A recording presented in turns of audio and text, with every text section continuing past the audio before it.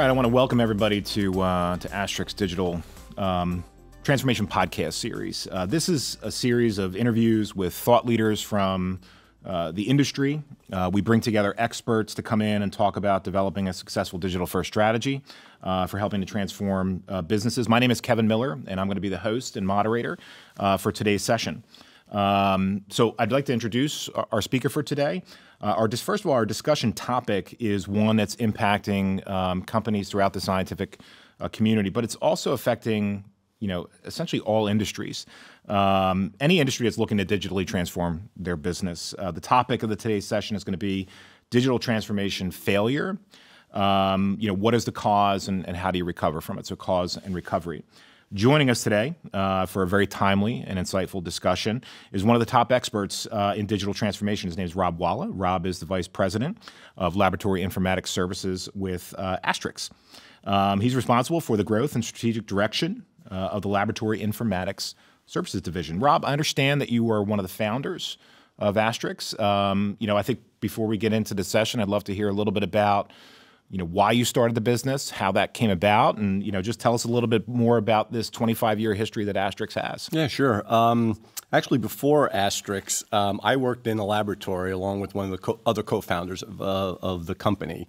We'll date ourselves. This was in the mid-'80s. So laboratories at that time did have some automation.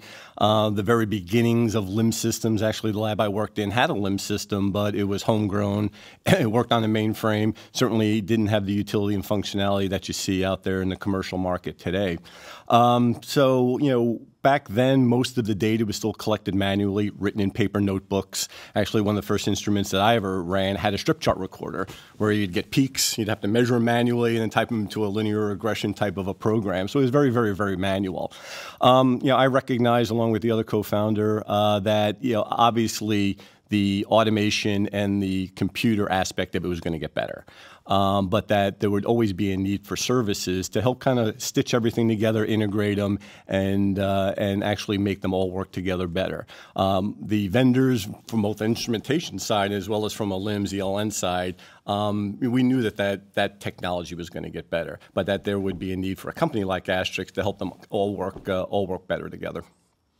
And I guess when just not to go too off script here, but when you got into these laboratories and you found them running off of some of those devices that I don't even know what they are because they're so dated.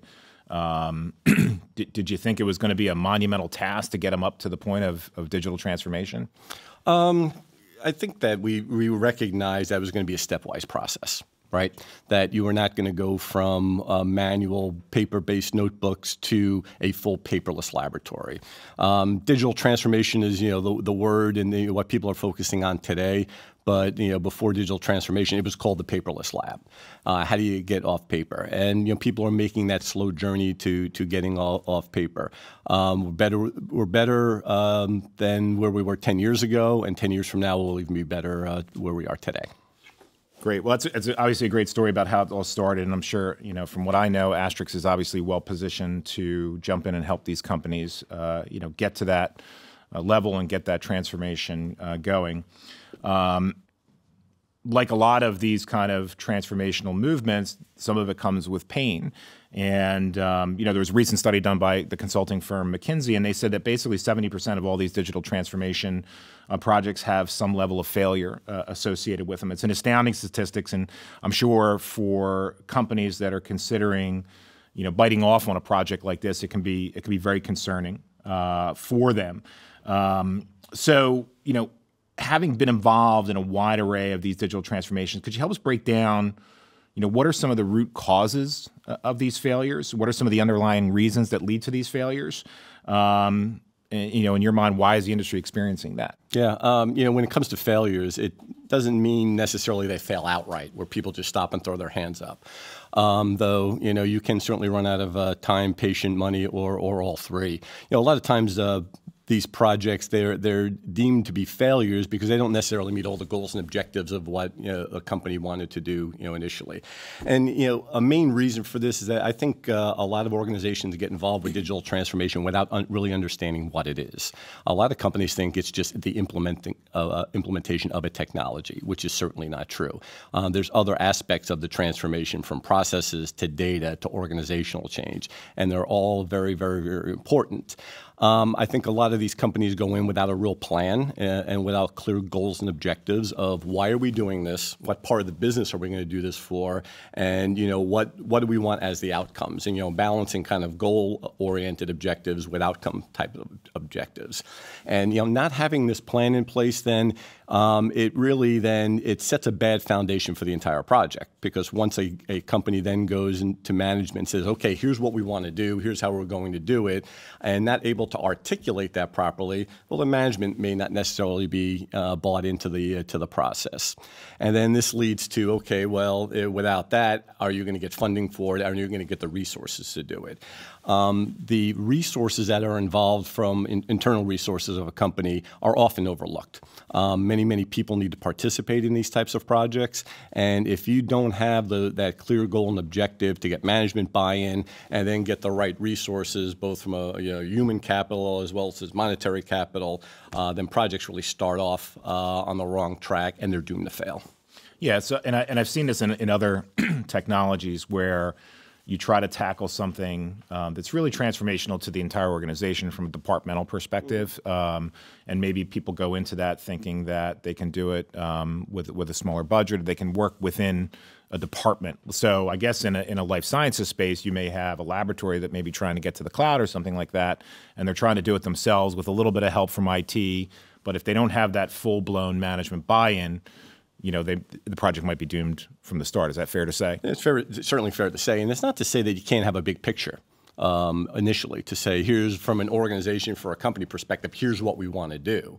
But then also, as you get down into actually maybe digitizing certain workflows or going into certain departments or areas, to have clear objectives of what the outcome should be here, but that should always be tied to the bigger goals and objectives of the overall project. Do you think that do you think upper management, the C-suite, as we like to call it, do you think they really fully understand what digital transformation means, or is this something that's more understood in the IT groups, or do you find yourself having to go in and kind of teach an executive management team what digital transformation is all about? Yeah, it depends on the company, but I think at a high level, the C-suite gets it. I think really where you have some issues is where it comes to understanding what it actually takes to do. At a high level, they understand what the objectives and goals are and what the benefits of doing it. But then it's always like, well, you told me 12 months, do it in 3, and here's the budget for that. A lot of it get it done faster with less type of mentality, and that is a major issue when it comes to projects like this. Great.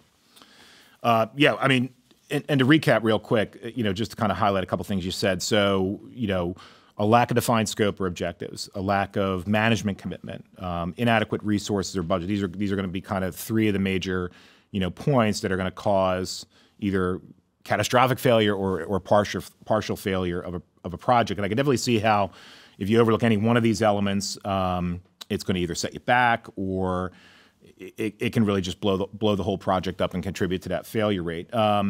So in addition to these points, though, that you discussed, we know one of the root causes behind most of failed digital transformations that you've encountered. I'd like to shift the focus over to the people part. It's been noted that people, process, and technology, as you mentioned, are 3 pillars on which any successful digital transformation is founded. What in particular tends to create the biggest challenge when it comes to managing this piece of the puzzle? Yeah, well, organizational change in a lot of projects is very, very key, right? But when you're doing a digital transformation, especially bigger one that affects multiple parts of the organization, it's even more important. And change for people is difficult. Especially in a laboratory environment, scientists are used to doing it a certain way, and it's working for them. And yeah, there's some bumps in the road, and there's workarounds that people found, but it's working. You can come in and get your job done. When people first hear about digital transformation, they often don't understand what that is, right? So the real failure there in a lot of organization is communication, right? To explain to folks, here's why we're going through this process. Here's the benefit. Here's why we need to do it to either get better, to be more efficient, to stay competitive, in our market. And here's why we're doing it. You think about it, a lot of people say, oh, well, we're just going to, automate and digitize everything. Do I have a job? Are they trying to sunset what I'm doing and just bring in a bunch of technology? But that's not necessarily the case. So I think, clear communication, to people that are involved with it is extremely, extremely important, and that will help as you go through the organizational change process as you move through the project. Yeah, and I think the word transformation can oftentimes be inherently scary to certain employees, especially those that went through the, that were alive during the automation of manufacturing during the 1980s. When they hear automation, they hear transformation, probably the first thing that comes to their mind is do I have a job? Any tips for allaying those fears early on to kind of get that, out of the way quickly? Yeah, I think it's just being very open why a company is going through it and why a company is doing it. And it's not necessarily to reduce staff, but again, it is to get maybe more efficient or more competitive. You can't run, especially the business we deal with, the scientific businesses, you can't run that obviously without people, right? People are extremely important. They're the innovators, they're the ones that bring the ideas to the table. Digital transformation is really designed to make their job easier and make them do their job better. Now, on the flip side of that, I guess one of the benefits could be in attracting the best employees. If you have a completely modernized, digitally transformed, laboratory, is it fair to say that you may get better people in because people want to work in those type of environments that are bleeding edge and cutting edge? Is that fair to say? It's fair to say. It's a very competitive environment out there for top talent, and companies know that. Often we talk to people that say, well, I used to work at a company and, we had an electronic lab notebook and we had a LIMS and it was integrated. Now I came here and I'm back on paper. So it feels like I took a step back. So it really depends on the person, Kev, when you really think about it. Some people will say, oh, maybe I made a mistake coming to this organization, where others say, you know what, I have a breadth of knowledge because I did it in my past company, and I can really bring and help them do the change here. Gotcha. And I guess too, you mentioned a couple times about communication. What are the end goals of the digital transformation? Obviously, that's important to kind of get out of the way up front, so everybody knows where you're trying to get to. It brings us to the whole notion of projects like this are not the type of a project. It's not like an IT project where you say, we're going to install this box or we're going to install this piece of software, we're going to press a button, it's going to be done, we're going to train you on it, and then we're going to move on to the next thing. A lot of people describe these type of projects, these transformational type of projects as journeys. I guess that's the common term that I hear used again and again and again. There's not a definitive end, but it's kind of like an evolutionary process, right? So it's got to be a little bit tough to address that from a program management perspective, but can you talk a little bit about the impact of this as part of an overall digital transformation process? Right. Yeah, I think that a big part of why companies don't see the real benefit from these projects is because they don't plan for what happens after quote unquote the project is done, the sustainability going forward, right? A project ends, everybody has a collective sigh of relief, whew, we're done, and that's it. But that's not the case. Really, when that happens, you're just beginning. Right, these types of transformations and what companies are doing, it never stops evolving. I mean, think about it. These are dynamic organizations, especially if you're in the pharma and biotech these days, right? They're always innovating. You're always looking to, develop the next big therapeutic. Clients and customers have high demands. So you can't say we went through some sort of transformation process and that's it. You need to have the structure in place, the governance in place in order to tweak this and continue to do, as we call, kind of care and feeding on these, because it's always evolving. And once that is recognized, then people understand better that this is not something that just ends. It continues to go on and on. Companies that don't do that, then that gets that what they did in that project just gets stale and doesn't meet the needs of the organization. Yeah, sustainability that's an interesting word to tie to these type of projects, because you do obviously have to sustain them over a long period of time. And I guess in the world of technology, it can kind of be like dog years a little bit. The pace of technological change that's occurring, whether that's driven by the vendors in the market that are racing to kind of outdo each other with different pieces of technology, et cetera, or just the general transformational movements like, client-server computing to cloud computing.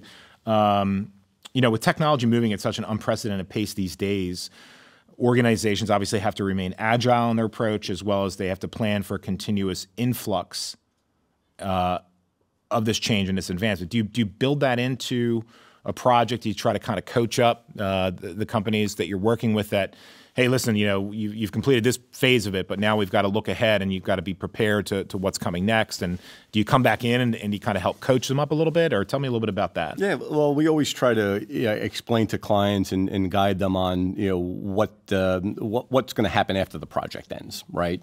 But it's very difficult to look into the future sometimes. We know that there's going to be change. What that change is, it's tough to say. I mean, think about cloud computing for a second, Kevin, right? So, 10 years ago, maybe a little bit more, if you walked into any major pharma company and you talked to them about storing their data in the cloud, they'd throw you out of the room, right? Yes, now, if you don't talk to them about storing their data in the cloud, they throw you out of the room. But you could never have predicted that 10 years ago, right? So that's just one example of how technologies change. It starts out not being embraced, but over time, it is, and you have to be prepared for that. Absolutely, and I couldn't agree more. I was in a few discussions over the years where a CIO would look at you and want to throw you out of the room if they said, we're going to put sensitive clinical trial data in the cloud, for sure. So that being said, obviously we appreciate all the insights on what were some of those areas where there were failure points. Feel free to recap us, if you had to say what are some of the one of the one or two or three things that you really have to pay attention to, and what advice would you have for organizations that are headed down an unfortunate path? Can you turn them around? What is the road to recovery if they've been halfway through one of these projects and maybe stopped? How do you get them started again? How do you get them on the right path again? Right. Well, we always tell folks, have a plan. We get asked, well, what's the best way to put a plan together? And I always say, well, the first one is to have a plan, right? Kind of lay it out. Recognize that you're not going to sit down in one fell swoop and develop this plan, right? It happens in pieces. You need to get input from other parts of the organization, many parts of the organization, make sure that you have a solid plan. As you go down a project, if things aren't going well, and it will, every project, and we spend a lot of time talking to clients about this. Every project will hit that speed bump. It happens. And we tell them we don't know where it's going to happen, but it will happen. And if that happens, it's okay. Everybody runs into this, every project does. So stop, take a step back, take a breath, and evaluate what is not going well. Is it you're not meeting objectives because people are now doing their day jobs and they can't focus on the project? That happens a lot. There are a variety of other reasons, but if it is, just kind of take a pause and evaluate what those issues are. A lot of times people are like, well, we don't have enough time to stop because we have to keep moving forward, and basically now you're going to drive the project off the cliff. So certainly do that. The other thing is to get help where necessary. We get involved in a lot of digital transformation projects in the middle or toward the end, where maybe it got started fine, it was moving down the road, but then it hit some sort of an issue. So a different perspective certainly would give a project a shot in the arm to do that. So don't be afraid to raise your hand and ask for help, because these things, they're not for the faint of heart. Definitely not. Definitely not. And because again, it's a combination of technology, and it's a combination of process, and it's a combination of multiple things. So, a couple of points here I want to make sure we touch on before we get close to wrap. So what constitutes a good, digital transformation plan? A couple of things. Clear objectives, what you want to accomplish. Don't boil the ocean, right? Because you have a tendency to get caught up to say, oh, well, if we're doing it here, we have to do it over here. Maybe you get to that, but lay that plan out. Make sure that you have the right resources internally. Give those resources enough time to focus on the project. Everybody's busy these days. Nobody's sitting around companies, not being productive. To throw a project on top of them when they quote unquote, as we say, have their day job is just doomed for failure. And then certainly look to get expert help out there if you don't think you have that internally. Great, and I mean, if you could say what's a good overview of a recovery plan? Do you have a sense of that? You don't necessarily have to start over, right? Basically pick out some of the areas where you don't think it's working well, and focus on that. Often when projects aren't going well, people just kind of throw their hands up and say, "Well, this isn't working." Well, that's not necessarily the case. You could certainly look at certain areas, tweak that, and get the project back on track. Great. Well, I mean, this has obviously been a wonderful discussion. I mean, I think I want to make sure we, as we're getting close to wrapping this up, hammer home some of the key points that I took away from it, in terms of what causes failure: lack of defined scope for objectives, a lack of management commitment, that's a big one, and then inadequate resources or budget. So again, the big take home for the folks that are listening in are those three things are the areas where you're going to probably face the most pitfalls. Obviously an excellent discussion, Rob. Feel free to, close out from your perspective on a few quick bullet points on things that folks should keep in mind. And then also tell us a little bit about, what it looks like when Astrix comes in to help an organization with this. Right, by all means. Yeah, certainly. Digital transformation projects is what we do. That's our Monday through Friday. It's like anything. I'm sure you've struggled with home projects, right? They're doing plumbing or electrical work, right? And then you hire a professional, and they're in and out of there in 30 minutes. We've seen the pitfalls. We have a lot of experience doing this for a variety of different organizations, scientific organizations, not just pharma biotechs, but others, oil and gas, food, beverage, consumer product, and we can bring the best practices to projects. We know what the pitfalls are. We can see them coming, and we'll be able to say, no, you're going left here, but you should be going right, and to really make that project successful. And you help companies in which geography? Is it predominantly in the United States? Is it Canada? Tell We do projects globally. We work with a variety of different size organizations. We work with the top 10 pharma companies. We work with startups out of the Bay Area, the Cambridge, Mass area. Our services scale to the needs of the organizations, and we've done digital transformation projects for 50-person companies. We've done them for the top pharma companies with thousands of people and hundreds of workflows. That's great. Obviously, Rob, I learned a lot about digital transformation projects, more than I did when we started the discussion today. Or more than you'd want to know. Probably more than I want to know. And certainly, I hope the folks that are listening in did as well. A couple things I want to mention for those of you who are fortunate enough to listen to this discussion with Rob. Is that this is part of a series. So we are doing our digital transformation podcast series.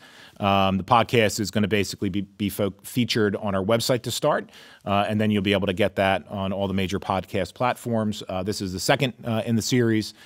So you will, obviously be seeing more of these to come. We're certainly excited to bring folks like Rob in, who's worked with, the top companies in the space for the better part of, 25 plus years.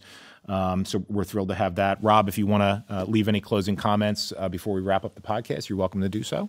No, just appreciate the opportunity here, Kevin. This is extremely important because, a project like this can really help position a company for the future. So I'm glad I had this opportunity to discuss this with you. Great. Well, we're going to go ahead and wrap up. I'm going to thank Rob Walla for joining us today, and thank everybody for tuning into the podcast. We're all wrapped up. Have a great rest of your day. Thanks.